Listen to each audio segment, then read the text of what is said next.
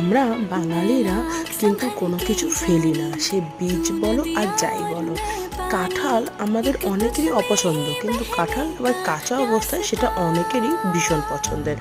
কিন্তু কাঁঠাল আমার পার্সোনালি অপছন্দের বলেও কাঁঠালের বীজটা কিন্তু আমাদের খুব পছন্দের। তো ভাবলাম, তো চলো কাঁঠালের বীজের একটা ভর্তা করা যাক।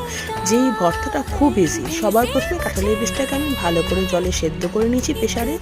এবার এর মধ্যে একটু সামান্য তেল দিয়ে তার মধ্যে শুকনো লঙ্কা এবং পেঁয়াজ আর তার সাথে অবশ্যই রসুন দিয়ে ভালো করে ভেজে তুলে রাখলাম। এবার কাঁঠালের বীজ যেহেতু শক্ত, ওটা আমি মিক্সিতে ভালো করে পেস্ট করে এর মধ্যে পরিমাণ মতো নুন, শুকনো লঙ্কা আর ভাজা পেঁয়াজ আর রসুন দিয়ে ভালো করে মেখে নিলাম। এটা তোমরা সর্ষে বাটা দিয়েও খেতে পারো, যার মধ্যে তখন পেঁয়াজ রসুন না দিলেও চলবে, আর ওপর থেকে অবশ্যই সর্ষে তেল। তো কেমন লাগলো রেসিপিটা অবশ্যই জানিও, বাড়িতে ট্রাই করো।